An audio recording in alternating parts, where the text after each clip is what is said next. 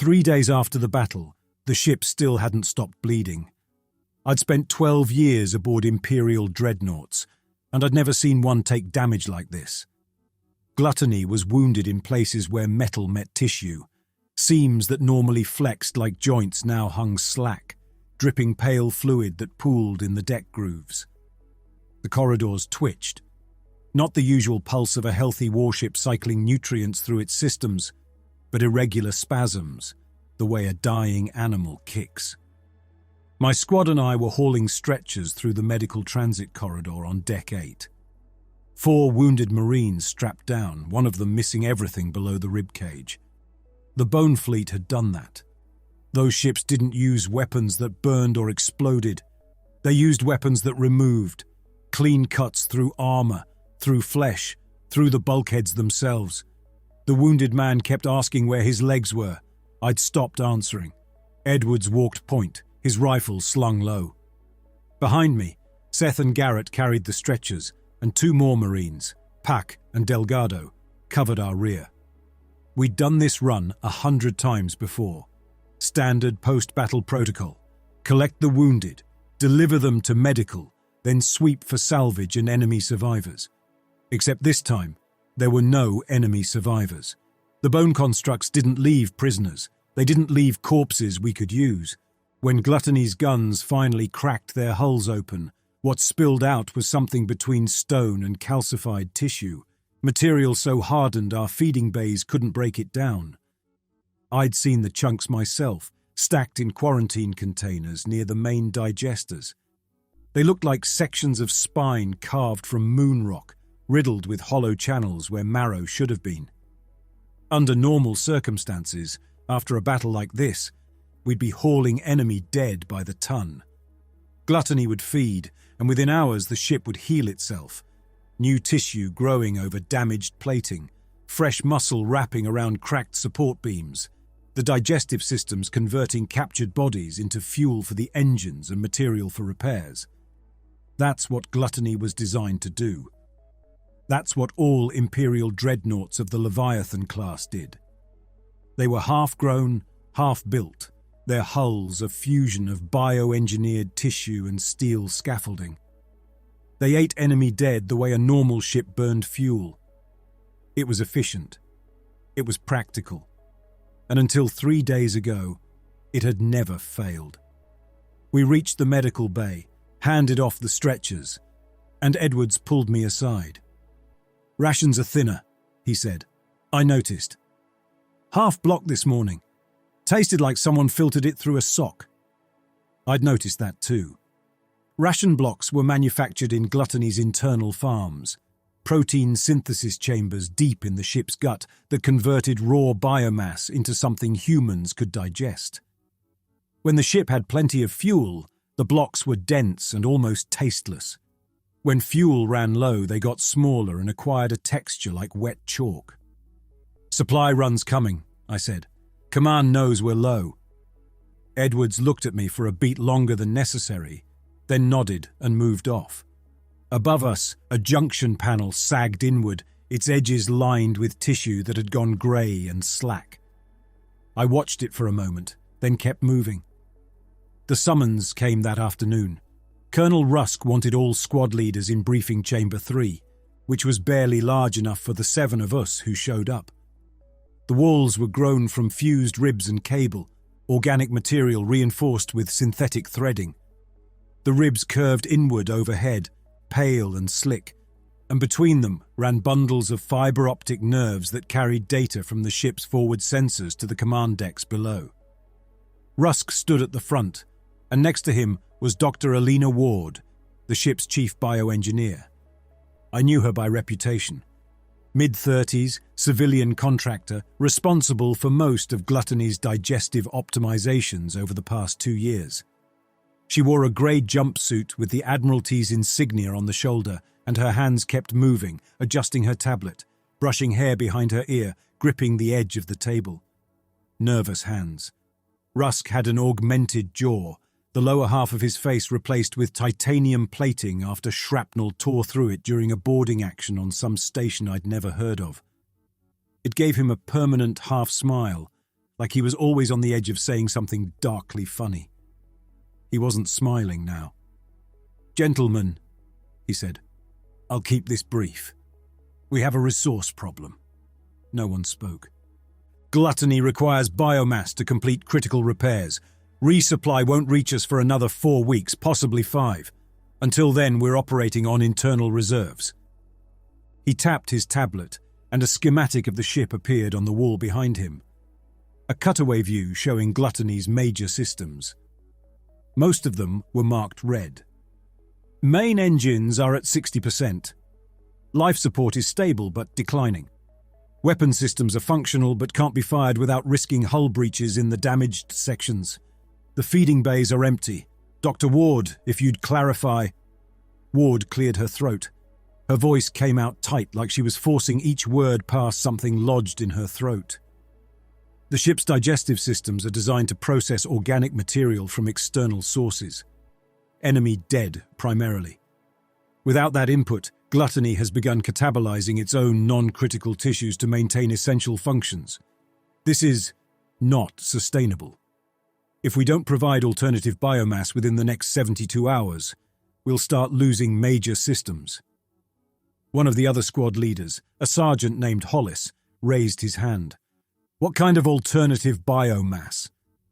Rusk's augmented jaw clicked. "Non-essential personnel, convicts, penal auxiliaries, low-skill maintenance workers, people who contribute less to operational readiness than they consume in resources." The room went quiet. "You're talking about feeding our own crew to the ship," Hollis said. "I'm talking about triage," Rusk said, "about making hard decisions to preserve the mission." "The Empire doesn't waste resources, Sergeant. Every person aboard this vessel serves a purpose. Some purposes are more critical than others." He tapped his tablet again, and the schematic was replaced by a list of names. 216 of them, organized by deck and function. Initial processing will begin tomorrow at 0600 hours. Marine squads will escort assigned personnel to Processing Bay 7 and ensure compliance. This is not optional. This is how we survive. I stared at the list. My eyes caught on a few names I recognized. People I'd seen in the mess halls, people who'd been aboard as long as I had. One name near the bottom stood out, Orin Khalil, maintenance tech, Deck 12. I'd shared a drink with him once, after a rough boarding action where half my squad came back in pieces. He'd been the one who repaired my armor's left gauntlet when the servos jammed. Rusk looked at each of us in turn. "I know what you're thinking. I know how this sounds. But the alternative is that we all die when life support fails, or when the bone fleet finds us again and we can't maneuver. We do this, we survive. We don't, we're just another wreck drifting in the black." He handed out datapads, one to each squad leader. Mine had a list of 23 names, all from the lower decks. "These are your assignments. You'll receive detailed escort protocols tonight. Dismissed." I didn't sleep that night. Instead, I sat in my bunk and read through the names again. 23 people. 12 of them were convicts who'd been assigned to Gluttony as part of their sentences. Labor duty aboard a warship in exchange for reduced time.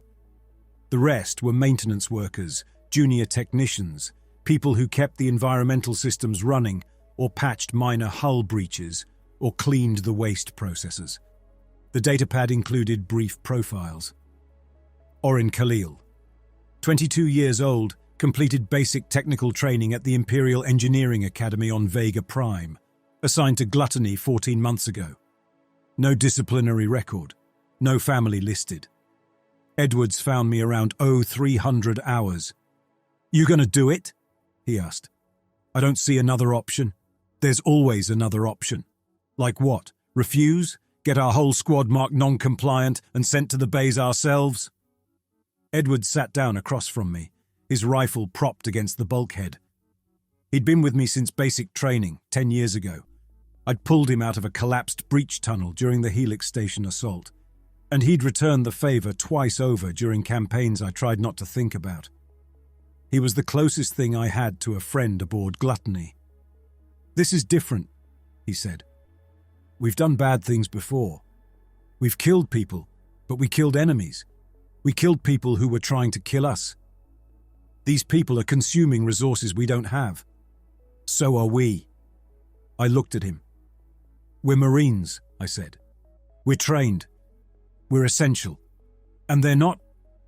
I didn't answer. Edward stood, picked up his rifle, and walked out. At 0600 hours, my squad assembled at the armory on Deck 9. We drew standard loadout, rifles, sidearms, restraints, and moved toward the lower decks. The escort protocols were clear. Proceed to assigned areas, inform personnel of their reassignment, and transport them to Processing Bay 7. Use of force was authorized if compliance could not be secured through verbal commands. My first stop was a tool bay on Deck 12. Narrow space, maybe 10 meters by 12, lined with equipment racks and repair stations. 12 people worked there, and 8 of them were on my list. They looked up when we entered. Some of them recognized me. One woman, name tag read Sayers, actually smiled. "Sergeant Yuri, you need something repaired?" "Reassignment," I said. "All personnel in this bay are required to report to Deck 5 for temporary duty. You have 5 minutes to secure your stations." The smile faded. "What kind of duty?" Sayers asked. "Critical repair work. The ship needs everyone's best effort right now." Orin was standing near the back of the bay, a welding torch in one hand. He set it down carefully, then looked at me. "Deck 5, he said. "That's where the feeding bays are." "Secure your station and fall in," I said. "We're not stupid, Sergeant. We know what's happening. We've heard the rumors." Edwards and Seth moved to flank the exits. Pac and Delgado stayed behind me, rifles held low but ready. "Fall in," I repeated. No one moved. I raised my voice, letting the command bark I'd learned in basic training carry through the bay. "You have 30 seconds to comply, or I will use force. I don't want to do that, but I will." Slowly, reluctantly, they began to move. Sayers first, then 3 others. Orin stayed where he was. "I repaired your gauntlet," he said. "Remember? After Helix Station. I remember." "Then you know I'm useful. You know I contribute. This isn't my decision." "Yes, it is. You could walk away. You could refuse." I stepped toward him. "And then what? My squad gets marked and we end up in the bays too?" "That's the choice, Orin. It's you or us." "So you choose us?" "Every time." He looked at me, then picked up a heavy tool from the workbench beside him and threw it at my head. I caught it, dropped it, and closed the distance before he could grab anything else. My fist drove into his stomach, folding him forward. When he tried to run, I swept his leg and heard the knee joint pop enough to drop him. He screamed. Seth and Edwards moved in, hauled him upright between them, and we started the march. The other 7 followed without further resistance. Processing Bay 7 was located in the ship's midsection, accessible through a series of descending corridors that grew warmer and more humid the farther we went. The walls here were almost entirely organic. Thick slabs of pale muscle tissue reinforced with metal struts, their surfaces slick with condensation. The sound of grinding machinery came through the bulkheads, low and rhythmic, like a heartbeat made of stone wheels. We reached the bay entrance, a circular sphincter door 3 meters wide, its edges lined with what looked like cartilage. It was already open. Inside, the machinery was visible. Rows of organic grinders, massive cylinders of bone and serrated tissue that rotated on metal axles. Between them, wide vats filled with pale fluid that steamed faintly in the cooler air. Above it all, conveyor systems made from peristaltic muscle, the kind that lined intestines, contracting and expanding to move material from one section to the next. A technician in a grey jumpsuit stood near the entrance, holding a datapad. She checked off names as my squad delivered the first group. 8 people. Sayers went first, walking stiffly toward the conveyor entrance. The others followed. Orin had to be dragged, his broken knee making him stumble every few steps. He was crying, tears running down his face while he tried to pull free from Edwards and Seth's grip. "Please," he said. "Please don't." I kept my helmet on. I didn't want my squad to see my face. The technician activated the conveyor. The first person, Sayers, stepped onto it, and the muscle tissue contracted beneath her feet, pulling her forward. She disappeared behind a partition. The grinding sound grew louder, then stopped. The fluid in the nearest vat bubbled. One by one, they were processed. Orin was last. When Edwards and Seth released him at the conveyor entrance, he tried to crawl away. I grabbed him by the collar and dragged him the rest of the distance. His fingers scrabbled against the deck, nails scraping metal. The conveyor pulled him in, the partition closed, the grinding sound resumed. We made 3 more trips that day. Different bays, different decks, different people. 19 total by the time the shift ended. Some of them fought. Most didn't. By the 3rd trip, I'd stopped learning their names. Back in the barracks, I stripped off my armor and found a handprint of pale, congealed fluid on my left gauntlet, residue from the processing bay's machinery. I took it to the cleaning station and scrubbed until the print faded, but something about the texture remained. I could still feel it under my fingers, slick and faintly warm. Edwards sat across from me, silent. "They volunteered," I said. He looked at me. "They understood what the ship needs. They volunteered." "Sure," Edwards said. He stood, walked to his bunk and turned his back to me. I kept scrubbing. The fluid was gone, but I couldn't stop. My hands moved on their own, working the cleaning solution into the gauntlet's joints until the skin on my knuckles split and bled. When I finally stopped, I put the gauntlet down and lay on my bunk, staring at the ceiling. The ship's heartbeat pulsed through the walls. Stronger now, steadier than it had been this morning. Somewhere deep in Gluttony's core, the digestive systems were processing today's intake, breaking it down into fuel and raw material. 19 people. Tomorrow's list had 31 names. I closed my eyes and tried to sleep, but all I could see was Orin's face, the way his fingers had scraped against the deck, the way he'd said please, and the worst part, the part that made my stomach twist, was that I'd already started sorting the names on tomorrow's list into categories. People I knew versus people I didn't. People who were useful versus people who weren't. People whose deaths would bother me versus people whose deaths wouldn't. I was thinking like the Empire wanted me to think. 11 days after the first processing run, I found a corridor on Deck 7 where the walls had gone translucent. The tissue there had thinned to the point where I could see shapes moving beneath the surface. When I stopped and pressed my hand against the membrane, it pushed back. A face emerged from the tissue, visible for maybe 3 seconds before sinking away again. The jaw worked soundlessly. The eyes didn't blink. I kept walking. The ship was cannibalizing itself. Whole sections had gone dark as Gluttony shut down non-critical systems to conserve energy. Bulkheads that used to flex like muscle tissue now hung rigid and cold. The floor panels were uneven. Some sections had sunken by several centimeters as the underlying support structure shrank. I'd watched engineering crews seal off entire corridors, welding blast doors over entrances, while the people inside were relocated to other decks. Or at least, that's what the official log said. Relocated. Edwards had stopped speaking to me. We still ran patrols together.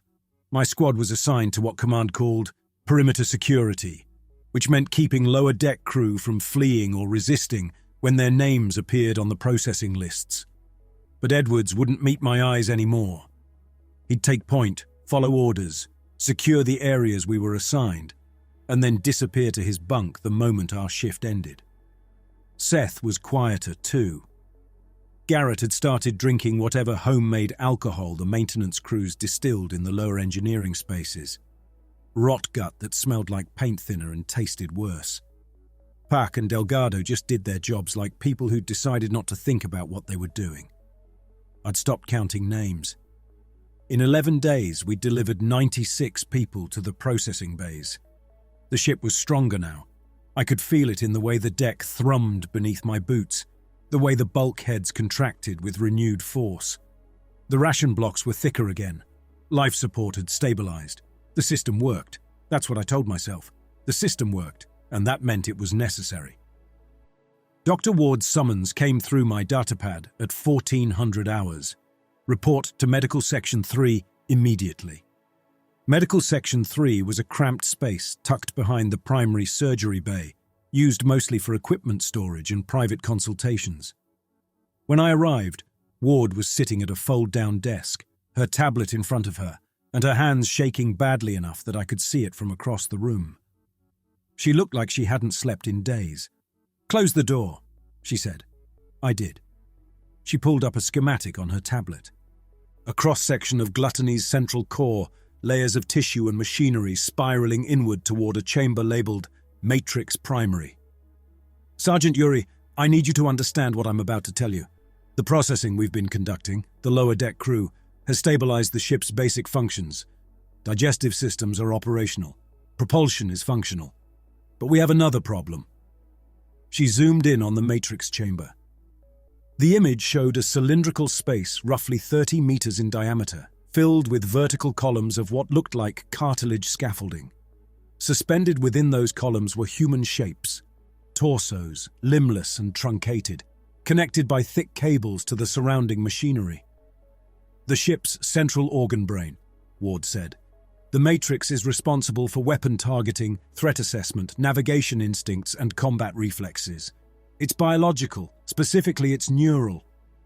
I looked at the shapes in the diagram. "Those are people." "Were people," she said. "They're elite soldiers who served the Empire with distinction. When they died or were critically wounded beyond recovery, they were granted the honor of eternal service. Their nervous systems were preserved and integrated directly into the ship's command architecture. Their combat experience, their training, their instincts, all of it becomes part of Gluttony's operational intelligence." "You're saying the ship is controlled by corpses?" "I'm saying the ship is controlled by the neurological patterns of highly trained personnel, yes." Her hands tightened around the tablet. "During the battle with the Bone Fleet, the Matrix took significant damage. Several integration columns collapsed. Neural pathways were severed. The weapon systems are degrading because the ship's combat reflexes are degrading. Navigation is compromised. We're functional, but we're not combat ready. And you're telling me this because basic biomass isn't sufficient to repair neural tissue.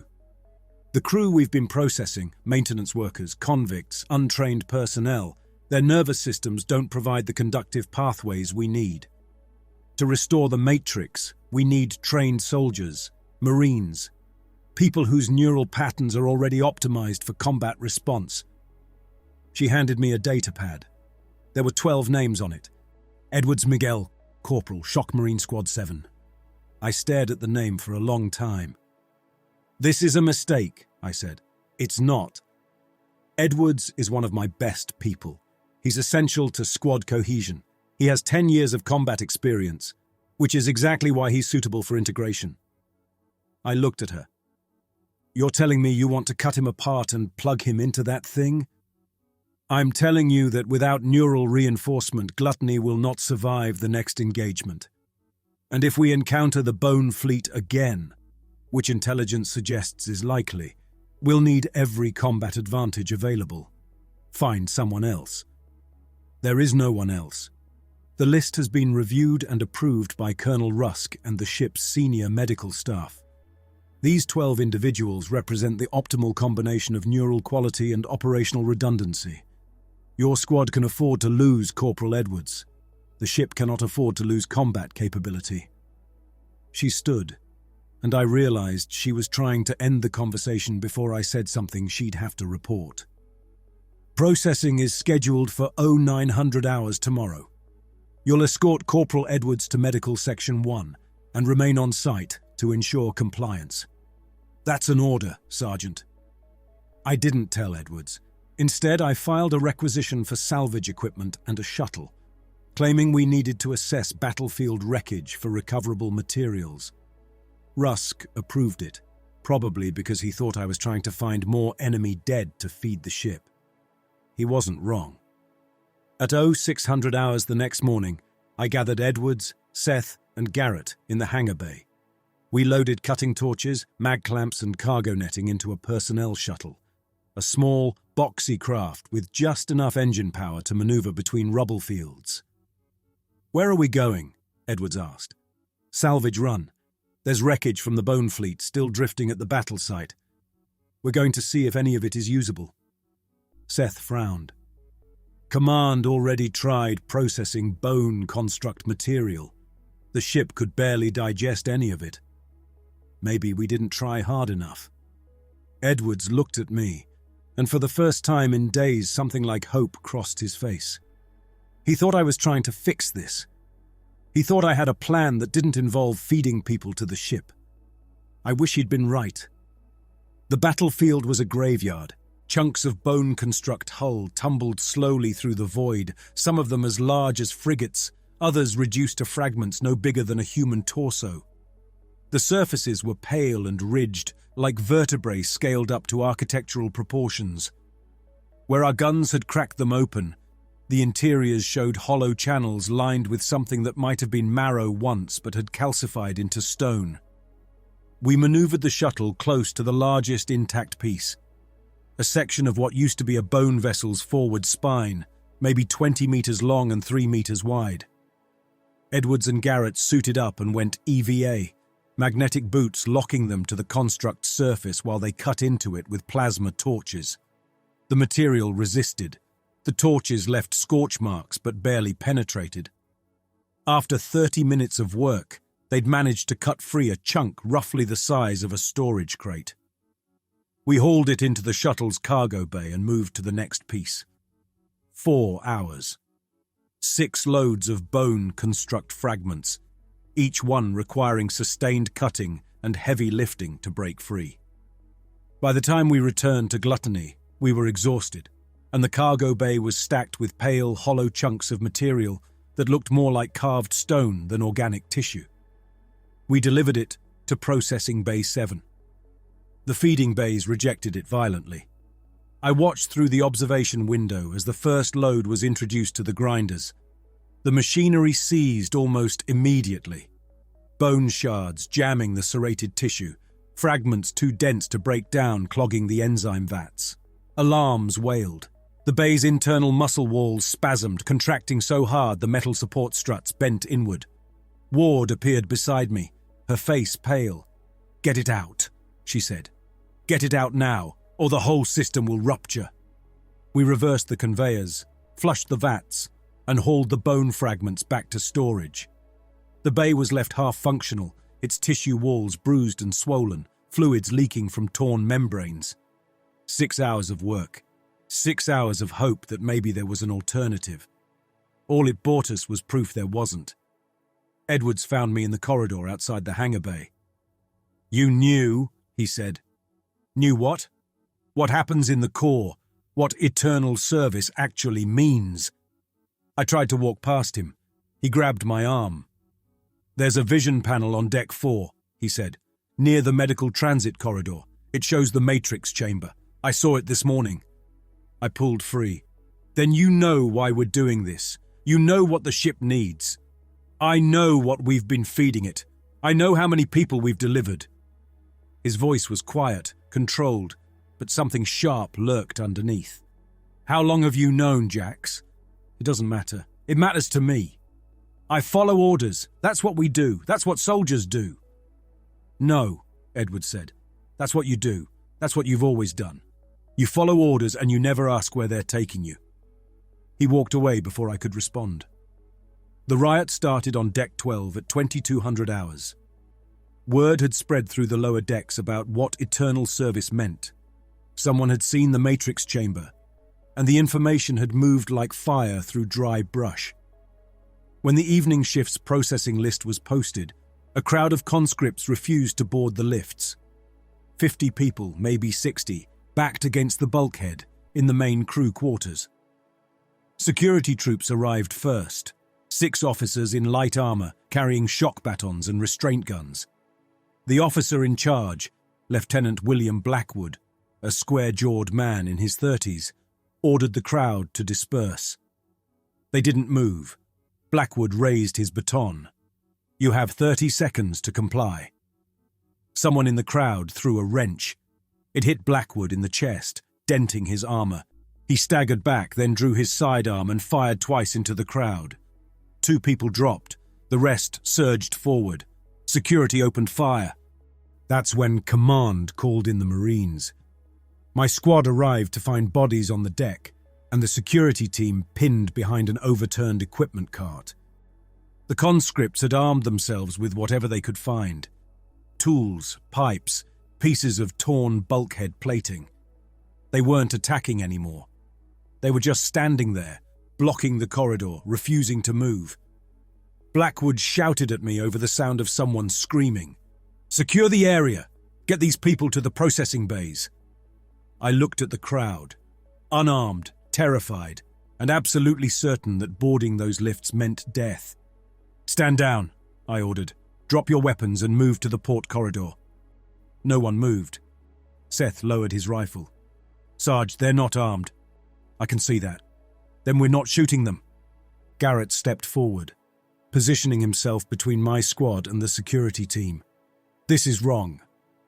Edwards said nothing. He just stood there, rifle pointed at the deck, waiting for me to make a decision. Blackwood pushed past his cart and strode toward me. "Sergeant Urey, you will secure this crowd immediately, or I will report your squad for non-compliance." "Give them another corridor," I said. "Let them take the port exit. We'll process a different group. These people are scheduled for processing tonight.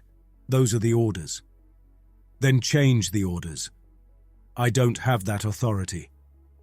The crowd was watching us now, and I could see the calculation happening in their eyes. If we turned on the security team, they might have a chance. If we backed Blackwood, they were dead. I made the wrong choice. "Stand aside," I told Seth and Garrett. They didn't move. "That's an order." Garrett spat on the deck. "Go to hell!" The security team moved in with batons. My squad fractured, half moving to restrain the conscripts, half trying to pull them toward the port exit. Fists flew. Someone's nose broke with a wet crack. A woman grabbed Pack's rifle and tried to yank it away, and in the struggle, it discharged into the ceiling. Tissue and cable rained down, sparking where the shot had severed fiber-optic nerves. Then the ship itself intervened. Panels in the ceiling tore open and internal defense systems dropped into the corridor. Blade-tipped limbs, each one roughly 2 meters long, attached to articulated mechanical joints. They moved, stabbing down into the crowd. People screamed. The limbs didn't kill. They hooked into clothing, into flesh, and dragged. The conscripts were pulled toward the processing bay lifts, whether they were alive, injured, or already bleeding out. The machinery didn't distinguish. It just followed its programming: retrieve designated biomass and deliver it to processing. When the corridor finally cleared, 18 people were dead. Another 23 had been dragged into the lifts. My squad stood in the aftermath, breathing hard, covered in blood that wasn't ours. Edwards looked at me once, then walked away. The next morning, at 0700 hours, a broadcast played on every internal channel throughout the ship. "Attention all personnel. Effective immediately. The following Marine squads are relieved of active duty and reassigned to priority integration. Squad 7, Squad 12, Squad 19, Squad 23. All designated personnel will disarm and report to Processing Bay 4 within 1 hour. This reassignment reflects the Empire's recognition of your exemplary service. Eternal service is the highest honor a soldier can receive. Command thanks you for your sacrifice." The broadcast repeated 3 times, then cut to silence. I stood in the armory, trying to access the weapon lockers. They were sealed, locked down remotely. Around me, other Marines were doing the same, pulling at doors that wouldn't open, entering override codes that no longer worked. Puck hammered his fist against a locker door. "What the hell is this?" "Lockdown," Seth said. They're making sure we can't fight back. Edwards appeared in the doorway. He looked at me. What are you going to do, Sergeant? In the corridor beyond, I heard the sound of metal scraping against metal. Blast doors sealing, internal defense systems deploying. The ship was preparing to enforce the order, with or without our cooperation. I had maybe 10 minutes to decide who I was. Loyal soldier, or something else. Get everyone together, I said quietly. Every Marine in Squad 7, right now. Edwards nodded once and moved. Colonel Rusk found us in the maintenance corridor between the armory and the portside coolant junction. A narrow passage barely wide enough for 3 people to stand abreast, its walls lined with exposed piping and cable bundles. He had 6 Marines with him. All of them wore the red shoulder tabs that marked them as Command Security Detail. Hand-picked soldiers who reported directly to the ship's senior officers, rather than squad leaders like me. Their rifles were already raised. Rusk's augmented jaw caught the corridor's dim lighting, throwing shadows across his face. Sergeant Uri, you have 5 minutes to comply with reassignment orders. Disarm and proceed to processing Bay 4. My squad stood behind me. Edwards, Seth, Garrett, Pac, Delgado. 5 people. No rifles. Just the sidearms and knives we still had on our belts. The armory had locked us out. Behind Rusk, panels in the ceiling tore open. 6 tether drones dropped into the corridor, their needle-tipped injectors extending with a hydraulic hiss.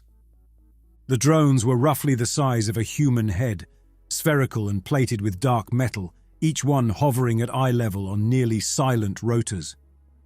You're making a mistake, I said. The Empire doesn't make mistakes, it makes hard decisions.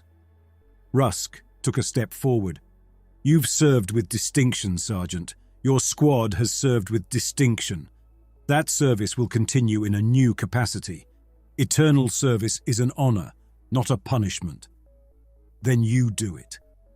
His jaw clicked. I am essential to operational command. You are not. Something in my chest went cold and sharp. I'd spent 12 years believing that loyalty flowed upward. That if I followed orders, if I kept my squad alive and completed every mission without question, the system would protect me. That the Empire valued service and sacrifice. But standing there, looking at Rusk and his security detail and those drones hovering like mechanical vultures, I finally understood. Loyalty that only moves in one direction isn't loyalty. It's just organized surrender. The system didn't care about service, it cared about utility. And the moment you stopped being useful in one capacity, it would grind you down and find another use for what remained. My hand moved to the communicator clipped to my belt. I switched it to the Marine-wide channel, the frequency that connected every squad aboard Gluttony, not just mine. All Marine squads, I said clearly. Stand down from all directives involving crew processing. Defend the living. No more meat to the bays. Then I pulled Pac's sidearm from his holster, raised it, and shot Rusk twice in the back. The first round punched through his spine between the shoulder blades. The second caught him in the lower back as he fell. His augmented jaw sparked against the deck, titanium scraping metal, and he didn't move again. The corridor erupted. Rusk's security detail opened fire. Rounds sparked off the bulkheads, and I felt something hot slice past my ribs, a near miss that opened my uniform side panel without touching skin. Edwards threw himself at the nearest security marine, driving the man into the wall hard enough to crack the tissue underneath. Seth grabbed a length of pipe from the wall mounting and swung it like a club. The tether drones lunged forward. One of them got Delgado, its injector punching through his neck just below the jawline. He convulsed once, dropped, and lay twitching. Garrett grabbed the drone out of the air and slammed it against the deck until its casing shattered and pale fluid leaked from its broken internals. I fired 3 more rounds, one security marine down, then another. The rest retreated down the corridor, dragging their wounded with them. One of them hit the emergency seal, a red lever built into the wall, and a blast door began grinding shut between us. Move! I shouted. We ran. Edwards grabbed Rusk's body by the collar and hauled it with us, the dead man's boots dragging across the deck, leaving a smear of blood in our wake.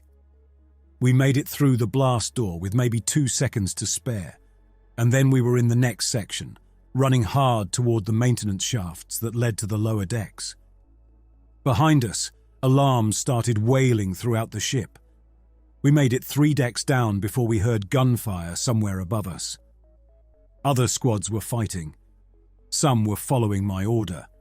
Some weren't. The ship itself had become a combatant. As we moved through the corridors, I watched blast doors seal sections ahead of us, trying to trap us in dead-end passages. Tether drones dropped from ceiling panels. In one corridor, the walls contracted so hard the metal support struts bent inward, and we had to crawl through a gap barely wide enough for our shoulders. Gluttony was starving, but it still had enough energy to fight. Edwards pulled me aside in a service junction near the medical wing. "Where are we going?" "The core." "And then what?" "We shut it down. We cut the matrix off from the feeding bays. That'll kill everyone aboard." "Maybe," I said, "but it'll stop the processing." He looked at me, then nodded. We kept moving. Dr. Ward was in medical section 2, trying to pack equipment into a storage case. When we kicked the door open, she dropped the case and backed against the wall. "Don't!" she said. I grabbed her arm and pulled her into the corridor. Seth zip-tied her wrists behind her back while she struggled, trying to twist free. "You're going to guide us to the core," I said. "If you shut down the matrix, life support fails, gravity fails, everyone dies. Then we'll figure something else out." I pushed her forward. "Start walking." She did. The external threat returned when we were 4 decks from the core. Alarms screamed through the ship's internal channels, and a recorded message began playing on repeat. "Hostile contact detected. All personnel to battle stations. Hostile contact detected." Through a viewport in the transit corridor, I saw them. Bone constructs. Smaller than the ones from the first battle, but moving with purpose. They drifted toward Gluttony's hull like pale splinters, each one maybe 20 meters long, their surfaces covered in what looked like drill arms, rotating appendages tipped with serrated edges. One of them attached to the hull maybe 50 meters from our position. I heard the grinding sound through the bulkhead, metal and tissue tearing as it burrowed inward. The ship diverted power. The lights around us dimmed to emergency levels, and somewhere distant, I heard the deep thud of point defense guns firing. The deck shuddered. Ward looked at me. "You see, the Bone Fleet is back, and we can barely defend ourselves. If you shut down the Matrix, we're dead in minutes. Keep moving." The closer we got to the core, the worse the corridors became. Sections that had once been crew quarters were now something else entirely. The walls had grown over with new tissue. Pale, translucent membranes stretched between structural supports. Behind those membranes, I could see shapes, bodies, half-processed, suspended in the tissue like insects trapped in amber. Some of them still moved. In one corridor, a maintenance worker's torso was embedded in the wall at chest height, his arms removed at the shoulders, nutrient tubes running into his throat. His eyes tracked our movement. His mouth opened and closed, but no sound came out. His vocal cords had been replaced with something else. Something that fed directly into the ship's internal communication network. Garrett raised his rifle toward the man's head. "Don't," Edwards said quietly. "We need the ammunition." We kept walking, past faces I didn't recognize, and some I did. A woman from the lower deck engineering crews. A man who'd worked in waste reclamation. A young technician whose name I'd never learned. And then I saw a face that looked like Orin's. It could have been him or just the ship reusing what it had eaten. He was fused into a support column near the junction leading to the core chamber's outer corridor. His body ended at the waist. Everything below that had been dissolved or removed. Cables ran from his spine into the column's internal structure, and his face was locked in an expression somewhere between confusion and agony. When he saw me, his eyes widened. His jaw worked, moving up and down like he was trying to speak. I stopped. "Jax," Edward said. "We need to keep moving." I raised Pack's sidearm and fired once. Orin's head snapped back and then he was still. "Now we keep moving," I said. At the threshold of the core chamber, Rusk's security detail made their last stand. 12 Marines, positioned behind makeshift barricades built from equipment crates and torn bulkhead panels. They had rifles, sidearms, and at least one belt-fed weapon mounted on a tripod, something designed for shipboard defense against boarding actions. The lead Marine shouted across the gap, "Sergeant Uri, stand down! There's nowhere to run!" I looked at my squad. 5 people, armed with 2 sidearms and whatever we'd scavenged along the way. Against 12 trained soldiers in a defensible position. We were going to die here. Then, from somewhere behind the barricade, I heard a voice I recognized. "Yuri's right. They're feeding us to that thing. We don't have to do this." One of the security Marines stood up, his rifle lowered. Another followed. The belt-fed weapon opened fire, cutting both of them down. And then it was chaos. The security detail fractured. Half of them turned their weapons on the other half. The corridor filled with muzzle flash and the crack of rounds punching through armor. Edwards threw himself over the nearest barricade, his knife finding someone's throat. Seth was right behind him. I stayed low, firing when I had a clear shot, and tried not to think about the fact that every person dying in this corridor had trained beside me at some point. That we'd fought together, bled together, and now we were killing each other over whose orders we chose to follow. The belt-fed weapon jammed. Someone screamed. Metal struck bone. When it finally ended, 9 people were dead. 3 more were wounded badly enough that they wouldn't survive without medical attention we didn't have time to provide. I stepped over the bodies and pushed through the final door into the core chamber's outer ring. The matrix was bigger than I'd expected. The chamber was roughly 30 meters across and open to a height of at least 50 meters, its ceiling lost in shadows. Vertical columns of cartilage scaffolding rose from the deck, each one maybe 3 meters in diameter, and suspended within those columns were human torsos. Hundreds of them. They hung in rows, their bodies ending at the hips, arms removed at the shoulders.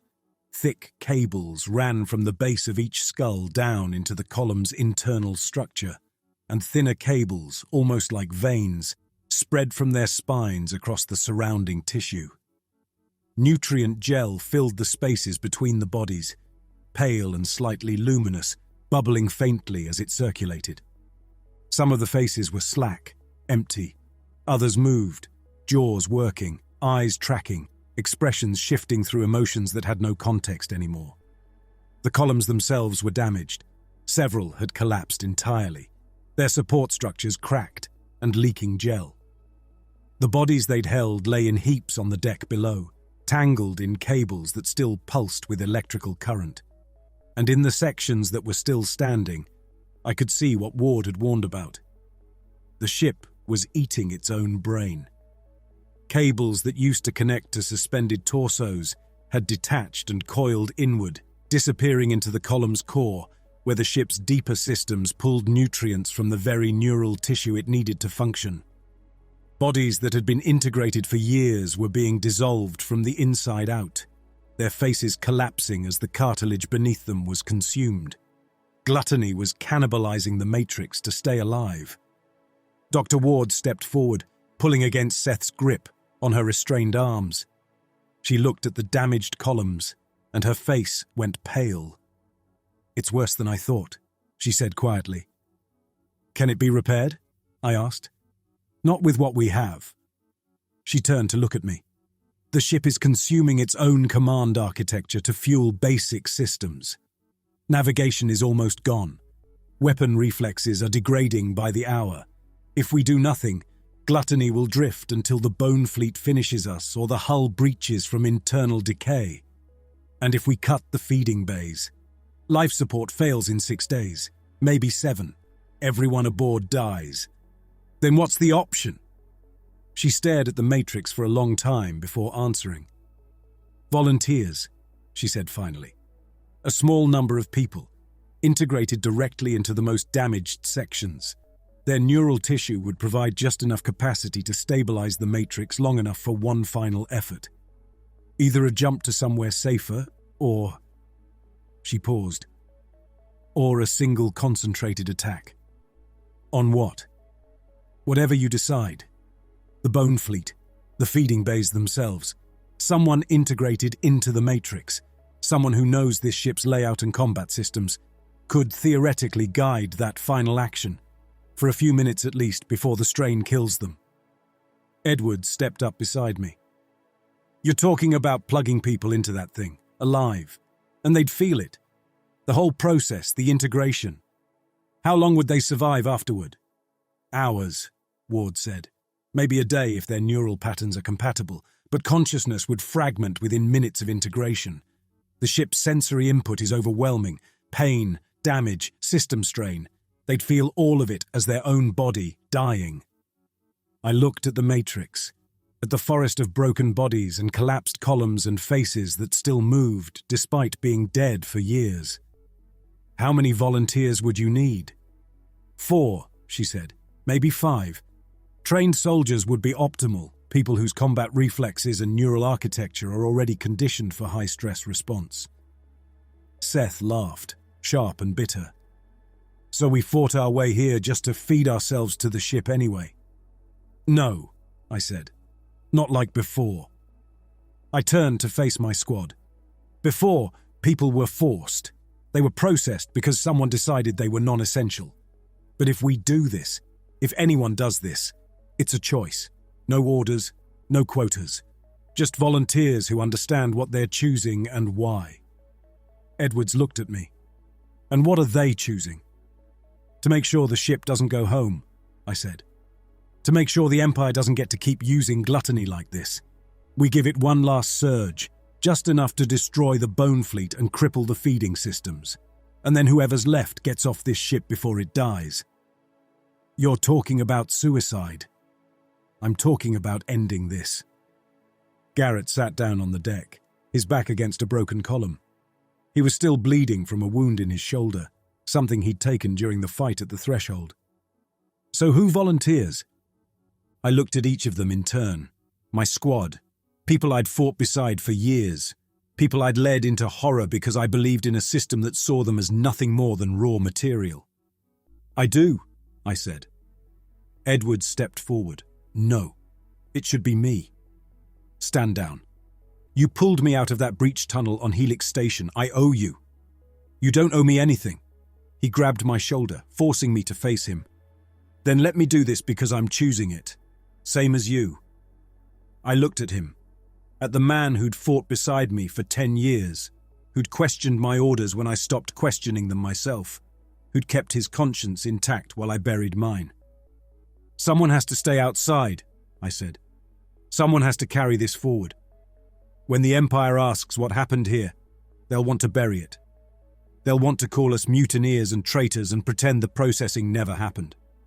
But if someone survives, someone who saw everything, who can name names and describe what was done, they can't bury it completely.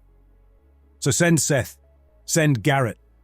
They'd do it, but they'd stumble over the details. They'd get angry and defensive, and the tribunal would tear them apart.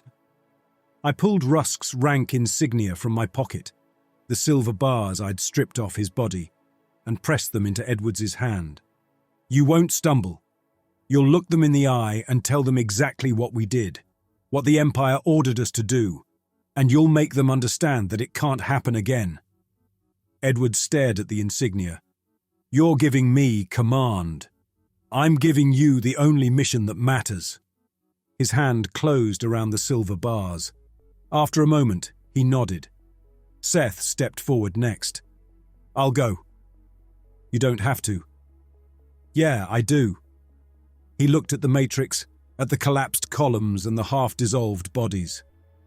I helped deliver 96 people to the processing bays. I watched them get ground down into nothing, and I told myself it was necessary. I need to do this. Garrett stood, still holding his wounded shoulder. Me too. You're injured. Then I'm no good for evacuation anyway. Might as well put me somewhere useful. Park raised his hand, acknowledging. 4 of us. 4 volunteers. Dr. Ward cut Park's restraints and moved to one of the intact integration frames, a structure that looked like a surgical table fused with a mechanical harness positioned at the base of a damaged column. She powered it on, and the frame's internal systems began cycling through diagnostics with clicking sounds. The process takes 12 minutes from restraint to full neural connection, she said. You'll be conscious for approximately 8 of those minutes. The pain will be significant. Once integration is complete, your sensory perception will expand to include the ship's major systems. You'll feel damage, strain, and system failures as physical sensations in your own body. How do we control it? I asked. You don't, not precisely. The ship's autonomic functions will continue. Life support, basic propulsion, internal defenses.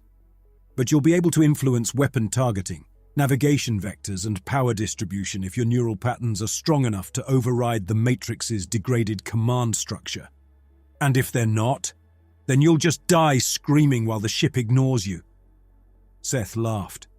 It came out harsh and brittle. Great odds. There's one more thing, Ward said. She looked at me directly. Whoever integrates first will have the strongest neural pattern, at least initially.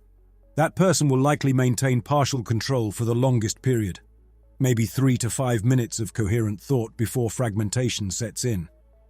If you want to ensure a specific action is taken, that person needs to be the one with the clearest sense of what that action should be. I understood what she was saying. The first person in would be the one who guided the ship's final moments. Then I go first, I said. The integration frame resembled a vertical medical table with restraints built into every joint. I lay back against it, and Ward began securing the straps. One across my forehead, one at my throat, more at my wrists, elbows, hips, knees, and ankles. The straps tightened automatically, locking me in place so completely I couldn't move even a centimeter. Edwards stood at the frame's edge. Jax. Get everyone off the ship, I said. Wounded first, then civilians, then anyone who wasn't involved in the processing. Load them into lifeboats and emergency pods. Before you launch, transmit everything. Footage of the Matrix, recordings of Rusk's orders, names and dates. Send it to every Imperial channel you can access. Mark it for public record. And the feeding bays. Flood them with coolant. Make sure they can't be used again. He nodded once, then stepped back. Ward moved to a control panel built into the column's base. Her hands shook as she entered commands. Beginning integration sequence, she said. The frame tilted upright, rotating until I was vertical and facing the damaged column. Panels in the column's surface slid open, revealing hollow channels lined with what looked like nerve endings, thin filaments that moved on their own, reaching toward me. Ward held a needle maybe 20 centimeters long, its tip gleaming under the chamber's emergency lighting. Lower spine first, she said. The needle punched through my uniform, through skin and muscle, and found the gap between my 4th and 5th lumbar vertebrae. Pain detonated outward from the injection site. Not burning or aching, something sharper. Like every nerve from my waist down had been stripped and exposed to open air. My legs spasmed, trying to kick, but the restraints held. I bit down hard enough to feel my teeth crack. Ward inserted 5 more needles along my spine, each one finding the spaces between vertebrae and sinking deep into the spinal canal. By the 3rd needle, I was screaming. By the 5th, I'd torn something in my throat and tasted blood. Skull access next, Ward said. She positioned a different tool, a drill-tipped syringe with a bore width of maybe 2 millimeters. She pressed it against the base of my skull, just below the occipital bone, and activated it. The drill bit into bone. I felt it vibrate through my entire skeleton, felt the pressure building as it bored inward, felt the precise moment when it punched through into the brainstem. Everything went white. When vision returned, Ward was inserting something through my eye sockets. Thin cables that slid past my eyeballs and burrowed toward the optic nerves. I couldn't scream anymore. My vocal cords were shredded. Heavy cables descended from the column above, their tips splitting into dozens of smaller filaments. They clamped around my skull, and I felt them digging inward, not through the bone, but into it, spreading like roots through soil. My skull cracked, hairline fractures radiating outward from the temples, and still the cables pushed deeper. The frame rotated backward. Nutrient gel flooded in from vents in the column, thick and warm and faintly acidic. It filled my mouth, my lungs, and I couldn't breathe, but my heart kept beating anyway. Forced to continue by the cables now threaded through my entire nervous system. Then my consciousness expanded. Suddenly I wasn't just Jack's Yuri strapped to an integration frame. I was Gluttony. I felt the weak pulse of the main engines, struggling to maintain minimum thrust. I felt the cold vacuum pressed against the hull, felt the bone constructs drilling through the portside plating, their serrated edges grinding through metal and tissue, sending jolts of pain through sections I couldn't name but somehow knew were critical. I felt the point defense guns firing, their barrels hot enough to warp, felt ammunition reserves dropping towards zero, felt the life support systems cycling through the last of their stored oxygen, filtering and refiltering air that was already thin. And beneath it all, I felt hunger. The ship's need to feed was constant and overwhelming, a pressure that demanded biomass, demanded fuel, demanded something to consume so it could repair itself and continue existing. But there was nothing left to feed it. Through external sensors, I saw the bone fleet converging. 12 constructs, each one moving with the slow inevitability of glaciers. They weren't fast, but they didn't need to be. Gluttony was crippled, its weapons failing, its ability to maneuver almost gone. I tried to focus, tried to remember what I'd chosen to do. Somewhere distant, or maybe very close, I couldn't tell anymore. I heard Dr. Ward's voice. Neural integration complete. Subject 1 is stable. Proceeding with subjects 2 through 4. More people entering the frames. More screaming. I felt them join the matrix, their pain merging with mine, their consciousness fragmenting and spreading through the ship's systems. Seth's neural pattern lit up the starboard weapon batteries. Garrett took over the damaged navigation controls. Pack's presence flooded through the internal defense network, and suddenly I understood how the ship had been fighting us during the mutiny. How it had sealed doors and deployed drones. We were Gluttony now, and Gluttony was dying. But it had one more fight left. I reached for the main engines, felt them respond, sluggish but functional. The ship had maybe 30 seconds of full thrust remaining before the fuel reserves ran dry completely. I pushed my will through the navigation systems, overriding the autopilot, the safety protocols, everything that would have stopped me from doing this. The ship resisted. Its survival instincts were hardwired deep into the matrix, layered over years of integrated soldiers whose primary directive had always been to preserve the vessel. But I was fresher, stronger, more focused, and I didn't want the ship to survive. Gluttony's engines surged. The acceleration felt like my own bones compressing, every joint grinding together under pressure. Through the forward sensors, I watched the bone constructs grow larger, pale structures bristling with drill arms and what might have been weapons or might have been something else. I couldn't tell and didn't care. The point defense guns fired until their ammunition was gone. Then they fired through the pain of overheating, the barrels melting and deforming but still lobbing rounds into the construct surfaces. One of them cracked, shattered, fragments tumbling away into the void. I aimed for the densest cluster.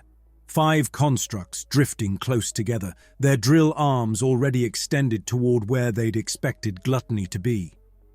We hit them at full thrust. The impact was total. I felt the forward hull collapse, felt bone and metal and tissue all tearing together, felt the construct's hollow channels rupture and spill whatever filled them into vacuum. The ship's internal structure shredded, bulkheads collapsing, corridors imploding, entire decks peeling away from the superstructure. Pain everywhere, every system failing, every nerve ending in the matrix screaming at once. But we'd punched through the first construct, into the second, momentum carrying us deeper into the cluster. Gluttony's digestive systems, the massive organic machinery designed to break down enemy dead, tore into the construct's interiors. The collision had pulverized their inner channels just enough that for the first time since the battle began, the ship found something it could actually consume, enough to keep fighting for 30 more seconds. I felt Seth's consciousness fragment and disappear. Felt Garrett fade into static. Pack's neural pattern collapsed into something that wasn't thought anymore, just raw sensation. I held on. Reached for the internal systems one last time. Found the feeding bays, the processing machinery that had ground down 96 people and would have ground down hundreds more. I flooded them with coolant, froze the enzyme vats solid, cracked the grinder cylinders until they split apart and spilled their contents across the deck. No one would feed the ship again. Then I let go. The pain faded. The ship's consciousness faded. Everything faded except one final sensation. The bone constructs collapsing around us, their structures breaking apart as gluttony tore through them like a blade through rotten wood. We died together, the ship and I, tangled in the wreckage of the monsters we'd both become. Edwards watched through the viewport of Lifeboat 7 as Gluttony's hull split open. The dreadnought had rammed itself into the heart of the Bone Fleet, and now both monstrosities were tearing each other apart in silence. Sections of Gluttony's hull peeled away, spinning off into the void. The bone construct shattered, their hollow structures cracking like eggshells. Through one of the larger breaches, Edwards could see the core chamber, exposed now to vacuum, its columns of suspended bodies illuminated by distant starlight. Some of the columns were still intact. One of them might hold Jax. He'd never know for sure. Behind him, the lifeboat held 37 people, wounded Marines, civilian technicians, medical staff, and anyone else his team had been able to load in the 20 minutes between Jax's integration and the evacuation order. 11 more lifeboats and pods had launched, scattering away from the dying warship. They'd flooded the feeding bays, just as Jax had ordered. They'd transmitted the recordings, footage of the Matrix, audio of Rusk's orders, testimony from Dr. Ward, a complete accounting of every person who'd been processed. Edwards had marked it all for public record and sent it on every Imperial frequency he could access.